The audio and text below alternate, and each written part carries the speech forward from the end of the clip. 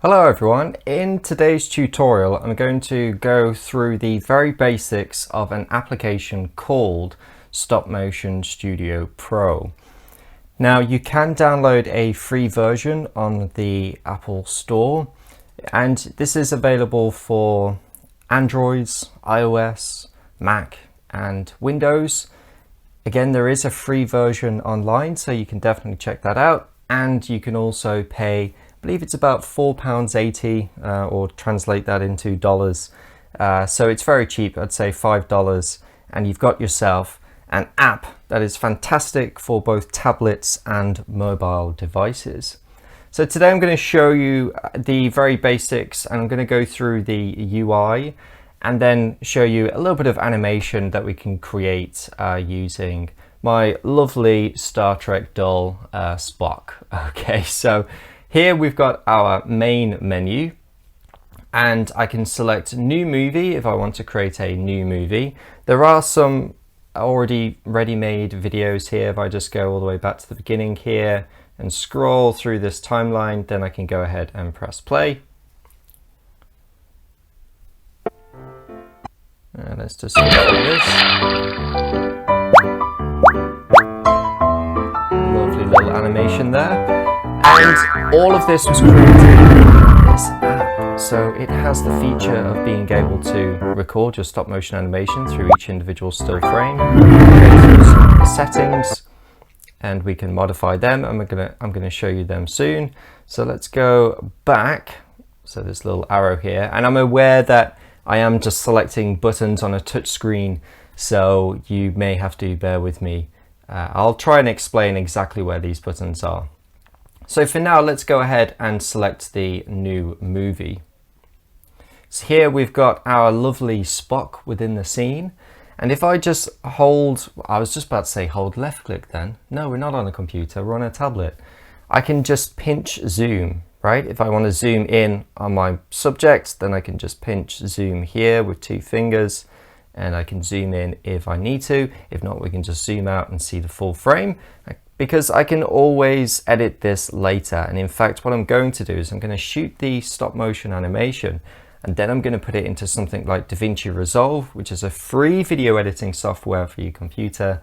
And we're going to edit out this green screen and add other effects. So there is our pinch. Let's just zoom it in ever so slightly, and you can see I've got these helping hands here, and you can get these in most hardware stores, or you can get these online. And helping hands are essentially just used to help you to hold onto something where you might need to keep it very steady. Let's say you're soldering something. They usually come with a little magnifying glass just on top here, so you can get them, and they are much cheaper, about £5, so I say $6–7. I've also got my Star Trek doll, and it's currently not stuck in place, but with these helping hands, without them, the doll would just fall over. Or should I not say doll, I should say action figure, right? So I've also marked directly where the feet are, so you can't really see this, but you can just see that there are lines here that are for guidelines for his feet, and also guidelines for where I can put my ruler so that I can make sure that it's still in line with this frame, right? So we can see this is about 7.5 inches. So let's just try and move this back into place. We don't want this to move, not just yet. There we go. So let's have a look at some of the settings. Right on the right hand side, we've got this huge red button. If you press it, you've got your first frame, so I can go ahead and select that. If you've got any device like a shutter release, then you can use that. Okay, so a shutter release. I find that if I record this with a microphone or headphones plugged in, then the shutter release doesn't really work. So you may have to shoot this without any kind of microphone or headphone plugged into your iPad, tablet or phone, but sometimes it works, sometimes it doesn't. But if you can use one, it's great, because ideally you don't want to be touching the screen, because as you can see, if I touch the screen, I'm getting quite a bit of wobble, okay, and I don't really want that. So we can see I've just selected loads of different frames just by double clicking. I'm just going to select the first frame here. Let's just zoom back in, and I can press select, scroll over, select here, and then go ahead and press delete. Okay, so I've deleted those frames. Now you notice that as I selected over here, it's starting to change the brightness and it's changing the autofocus. Ideally, we need to try and change all of these settings over to manual. You don't want any automatic settings. You don't want the auto ISO, the auto aperture or shutter speed or white balance. We need to turn all of that off. So here, there's this little cog icon. And if I select that, I can bring up my settings.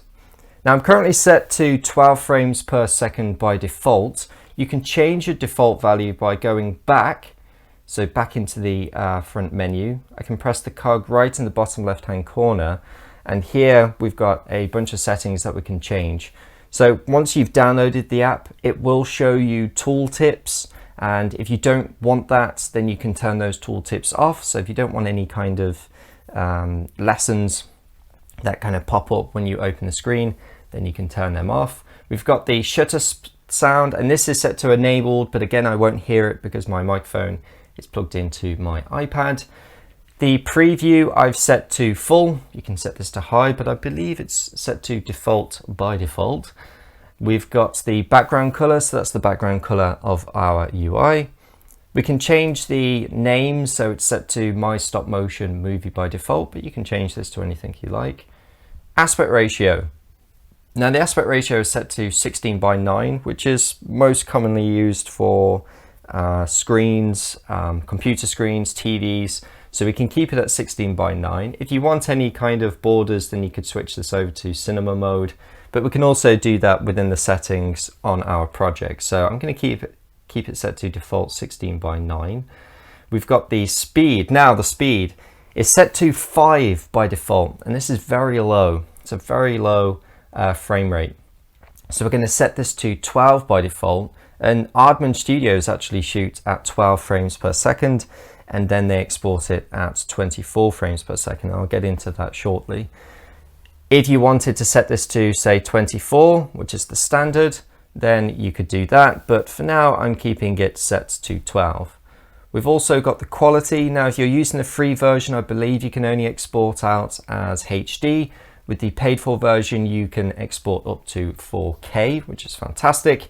And we can also reset all of these settings and so on and so forth. So they are my settings. Let's go back into our movie. Make sure the camera is on, and let's go back into that cog and go into the settings. So I've set this to 12. We can always just move this slider over if we want to make any adjustments later on. So there we go, 12 frames per second. If you wanted any transitions, then you can do that. So each individual frame could have a transition. So before your film starts, you may want a fade into the frame. Then you can use these fades. We've also got the aspect ratio. Again, it's set to default 16:9, but we can change this to something like cinema mode if you want it to look a little bit more cinematic straight out of the app. We've got square and portrait. Portrait's great if you want to do a little demo for a mobile phone. Say you want to put this on Instagram or Facebook or whatever you're using, then you can do the portrait mode. TV, you don't really see that TV 4:3 aspect ratio anymore, but it's there. We can use that, and we've also got a widescreen. But again, I'm going to set this to default 16:9. We also have some foreground frames, and you can only see these until I create a frame. So let's see this frame here. If I go back, you'll notice we now have our frame. So in the foreground, we can go through a series of these, and I'll be honest, I don't think I'd ever really use any of these. We've got some cool effects here. We've got this grain. We have the record frame, which is quite cool, and breaking news. If you want to do everything solely within this app, you can edit it, you can add foreground elements, you can remove the green screen, but I'd recommend doing this in a video editing software instead. But it's cool that it does have that feature. We've also got filters, so black and white, sepia, got some poster effects. I love this one, night vision, it's almost like predator vision, and so on and so forth. And again, I'm not sure why I would use any of these. I suppose this is quite a cool effect, or black and white. Again, those filters, ideally I'd add in later, but it's cool that it has it. Now, as for my setup, you could probably see from my camera, I've got a lightbox setup. So let me just go cancel here, and let me just delete this frame so we can see our live view.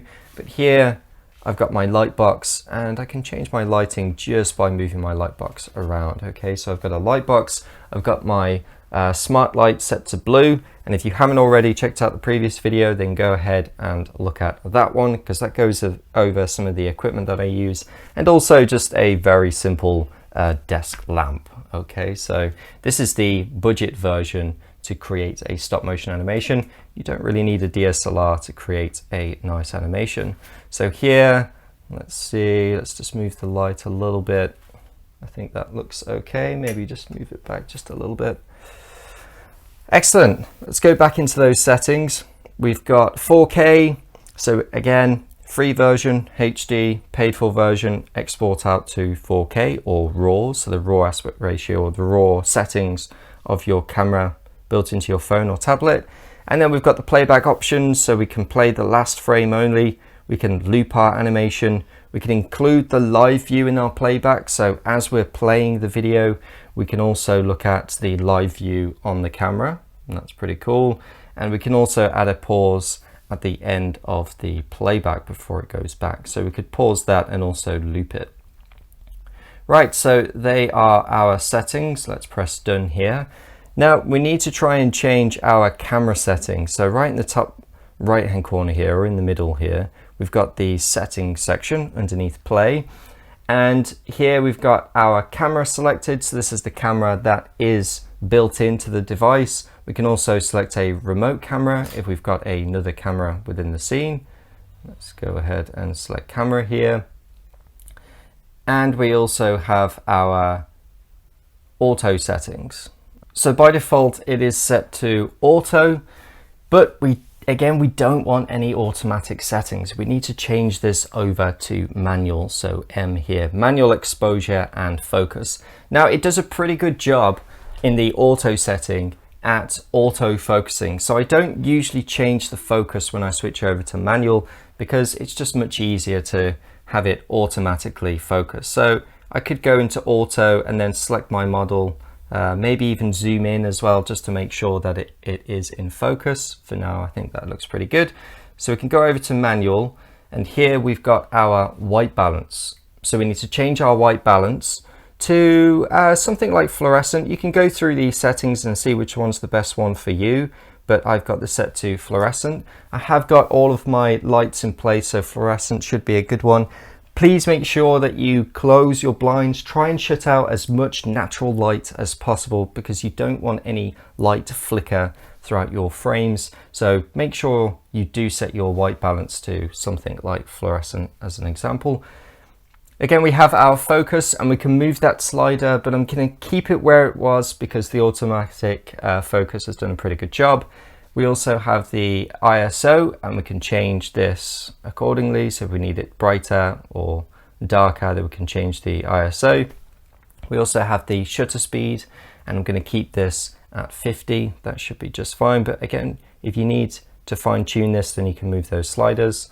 We also have our zoom in and zoom out. So this is a pretty good way of seeing whether this is in focus. So you could zoom into your model. Let's say zoom into that face there, and then go back into your focus, and then just see if you can fine tune this and get it even sharper. Okay, so that looks pretty good there. Let's go back to our zoom and then just unzoom this. Maybe a slight zoom here.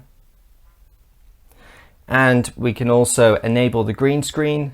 This isn't available on the free version, but it is on the paid for version. Now it does an okay job at cutting out the background, right? We can see that it has actually removed the green from the background, but because we've also got some gold highlights here, it's trying to remove that, right?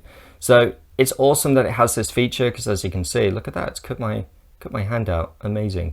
But ideally I would do this on video editing instead, just so that we can fine tune this more manually. But it's amazing that it has that feature in the app, so you can use that.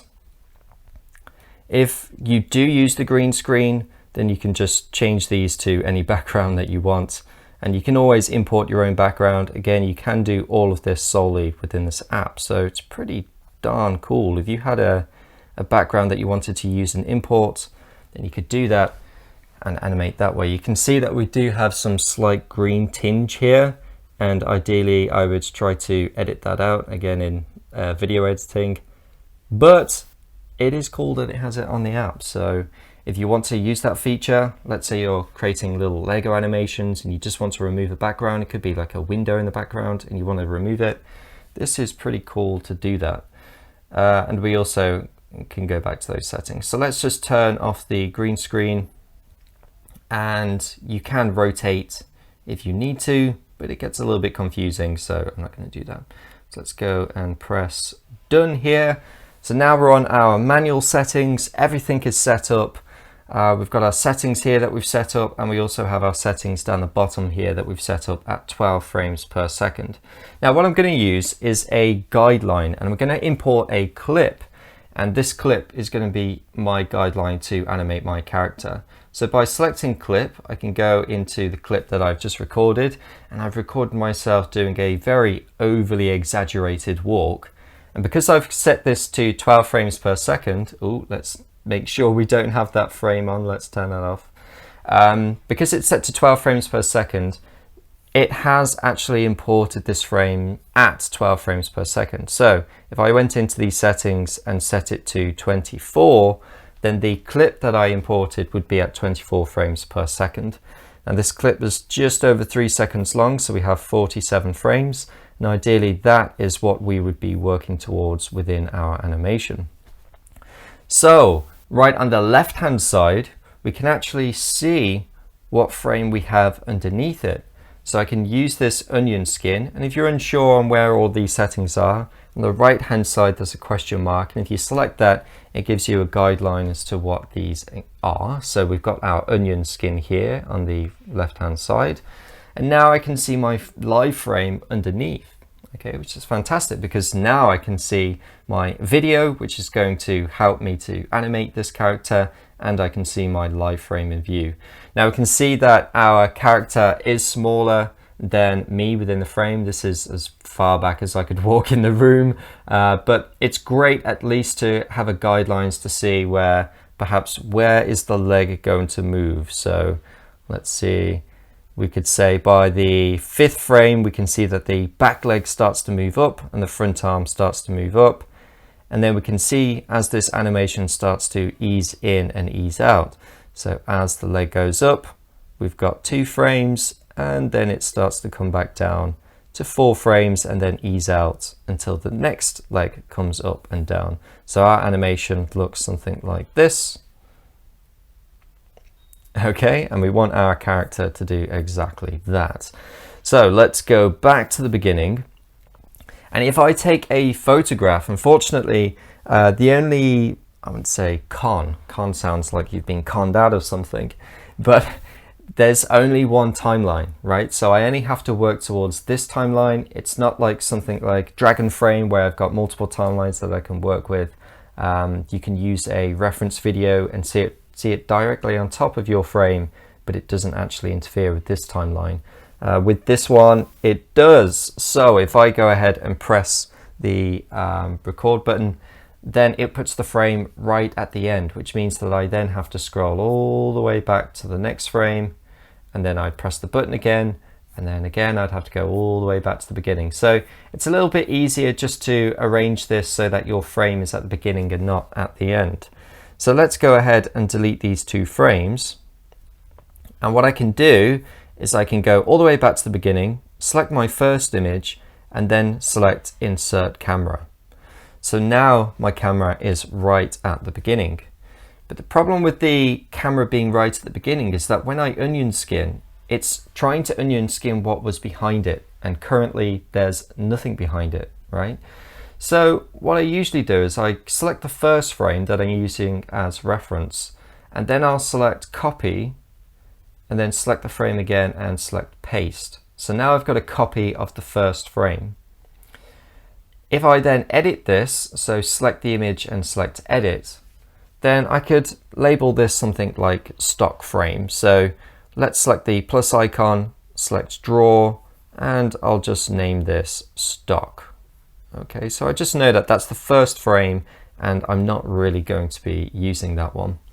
I can then move my camera, so hold the camera and then move it. Let's see if I can hold it, move it over.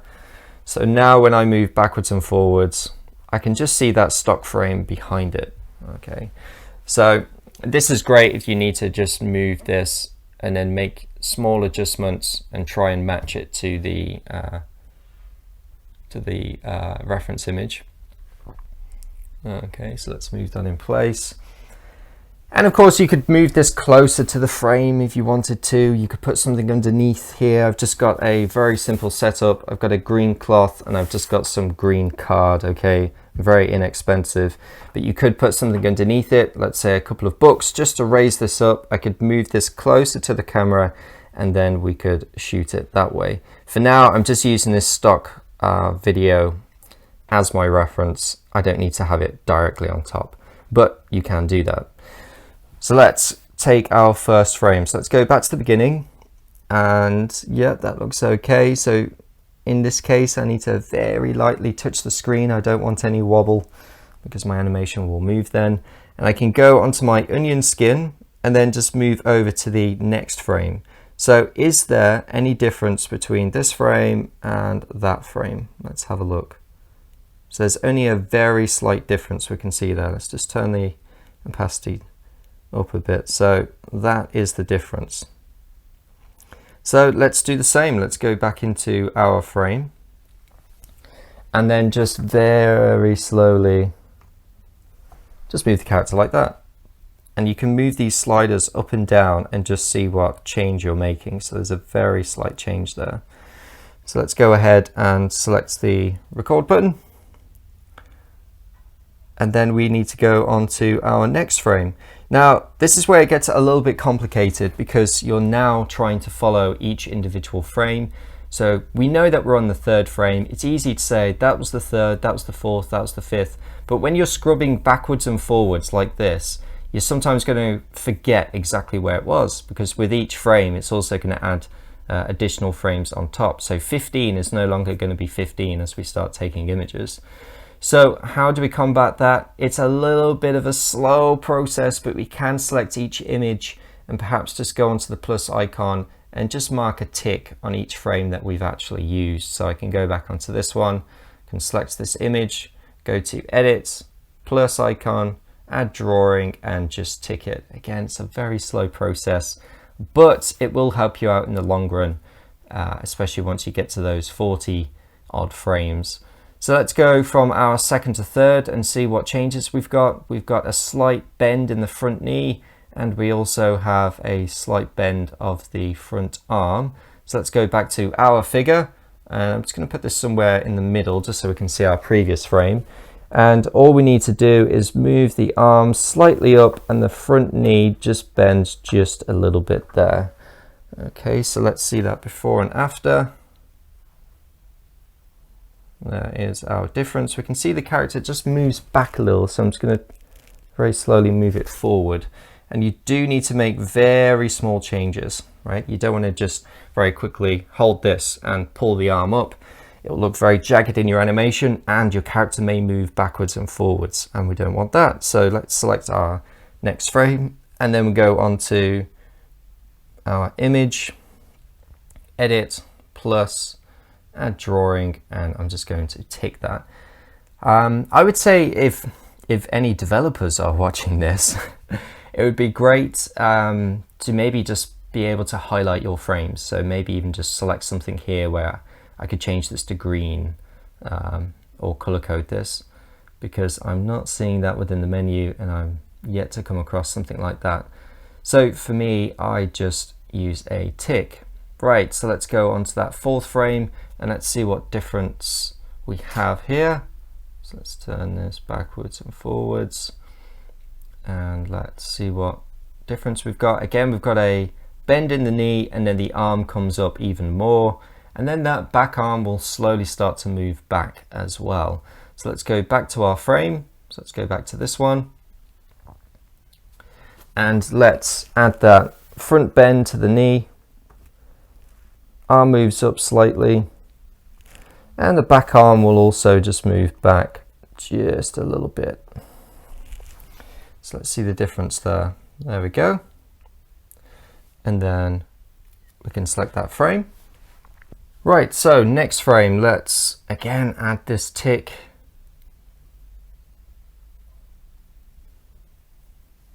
This is just for me, just so I know exactly what frame I can work on. So let's go backwards and forwards.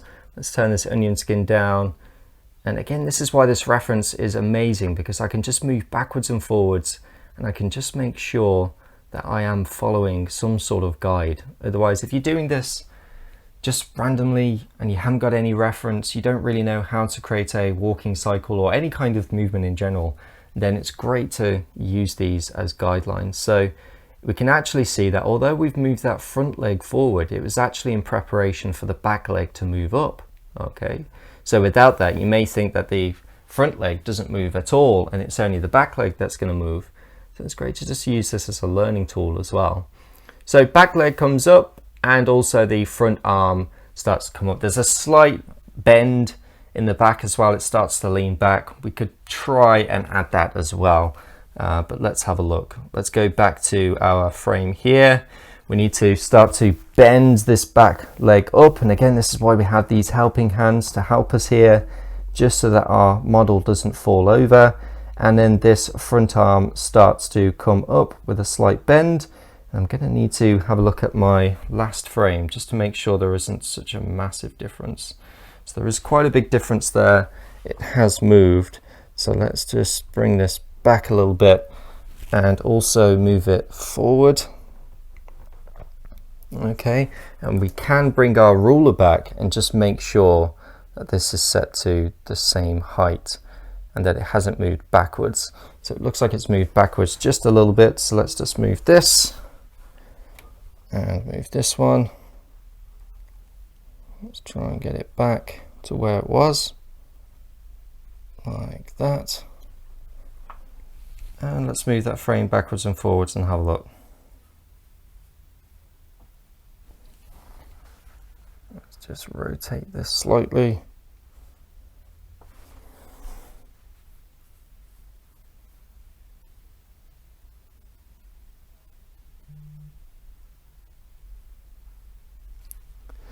Now it also looks like the iPad has actually moved slightly. So I may need to just move my iPad. Yeah, we can see that the iPad just started to swivel. And I'll be honest, I'm not too happy with the tripod that I've currently got, because you can move the iPad very easily. So let's go backwards here. That looks better. Okay, the arm moves up quite a lot, so I'm just going to move that arm down just a little bit. And we just need to make these very small changes. So that looks good. So let's go ahead and select that image. We can go back here onto our reference, select edit, add the plus icon, and include that. Okay, let's move on to our next frame. So we can see back leg comes up, and then the front arm comes up quite a lot. We still can't really see that back arm yet, so we won't worry about that. Let's go back to our frame, make sure onion skin is on, and let's really bring this leg up much higher, like so. Let's bring the arm up, and let's just start to add a bit of a bend in that back arm.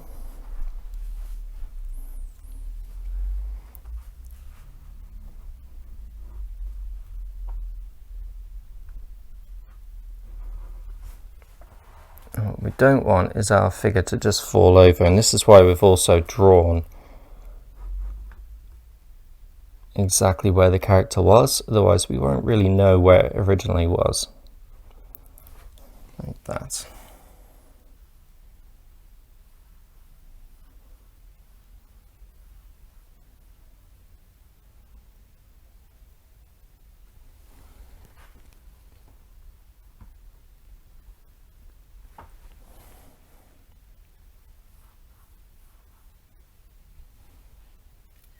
Okay, and we can scrub through this and see what it's doing.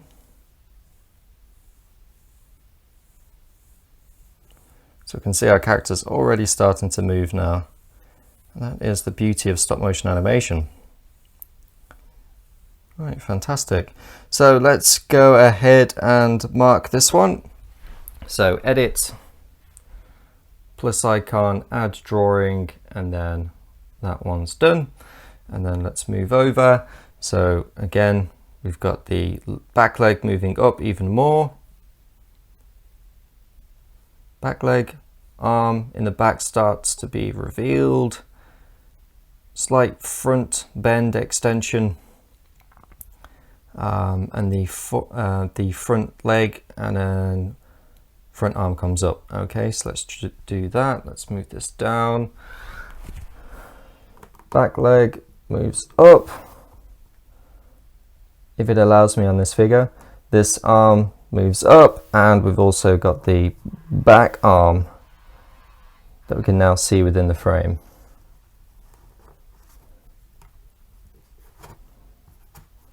Like so.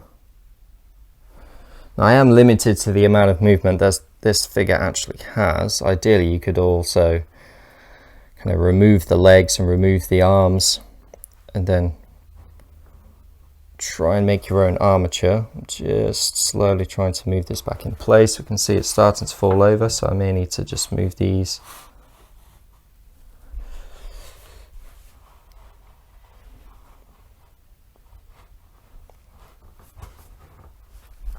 And let's bring this forward.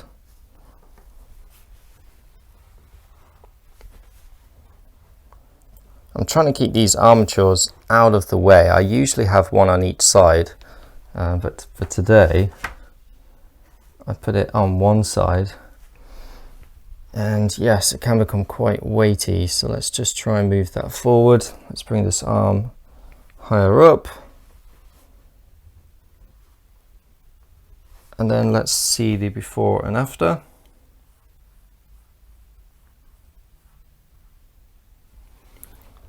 So I'm not happy how that's starting to move backwards, so I'm just going to move them forward a little bit.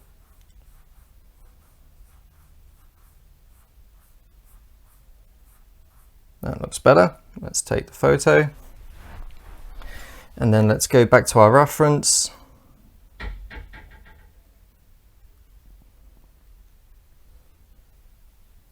And plus.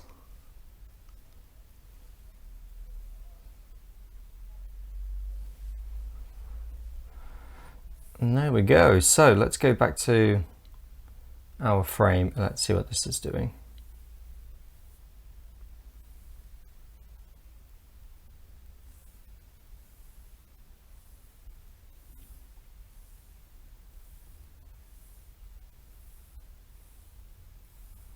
Right, excellent. So let's go back to this frame, and I'm not going to do this for absolutely every frame.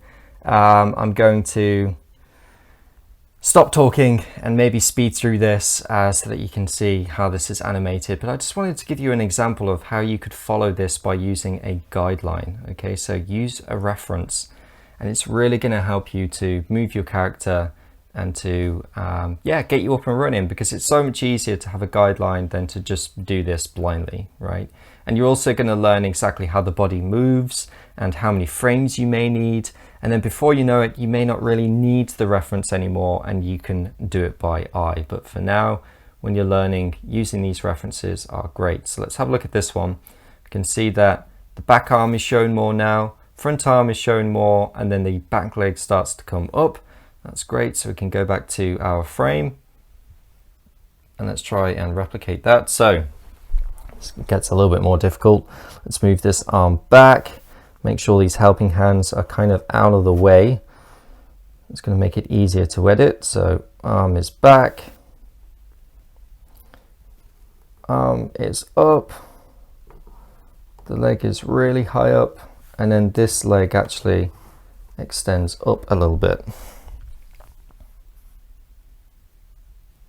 I don't want the back to arch that much, so let's bring it forward a little bit more.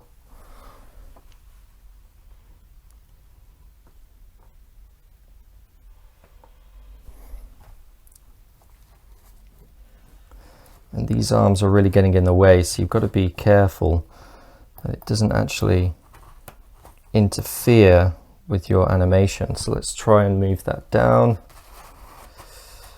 and out of the way, whilst also trying to keep the model straight. So I may need to move this to the back, and you are going to need to maybe put some of these frames into Photoshop and edit it out. So we can do something like this and try and move it back into place. Move this arm back up.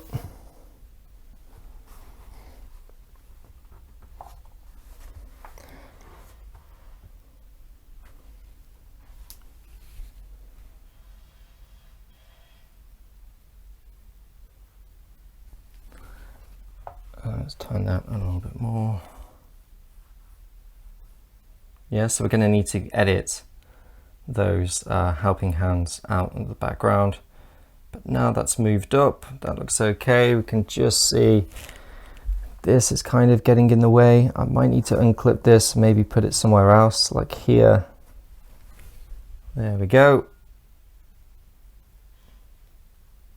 That looks good. Hit record.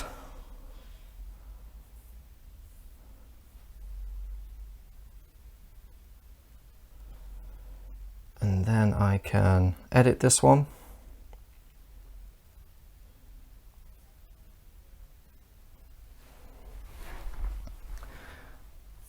And let's have a look at our animation so far.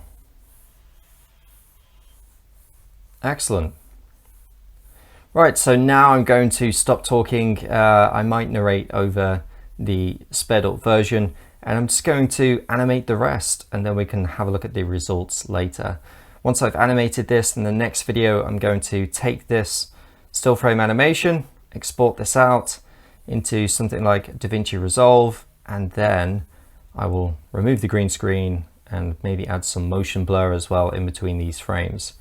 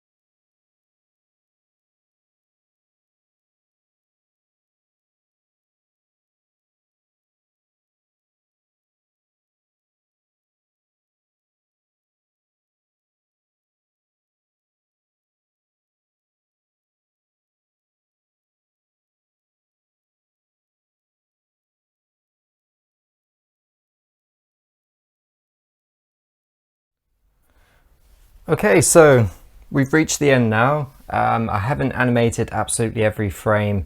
I've just gone up to, let's see, up to 26 frames, and I've also changed the settings just to speed it up a little bit. Let's go back to 12 so that we can see this animation, and let's delete all of my reference. So let's select all of this, go ahead and delete it all. And now we can loop our animation, so we can go back into the settings there we are, back into the settings. Let's loop the animation, go back to the beginning, and this is currently set to 12. So let's play that. So there's our animation in 12 frames. And then let's go ahead and switch this over to something like 16 frames and see what that looks like. Okay, so a little bit quicker. And let's just try maybe a little bit quicker at 18 frames. Okay, excellent. So there is our final little animation. We can then put this into, again, something like DaVinci Resolve, and we can begin to animate this. Now let me just make sure that the loop is on, loop playback, and let's hit play. There we go. So there is our animation. Very short, and as you can see, it takes an awful long time to animate this. I very abruptly ended this to try and make it match to the first frame to get a little bit of a loop, but ideally you want to continue animating, go for those whole 60 frames or whatever frames you had as your reference, and yeah, just enjoy the process. So I hope you enjoyed that. Stay tuned for the next video, and I will see you in the next session. Okay, take care. Bye.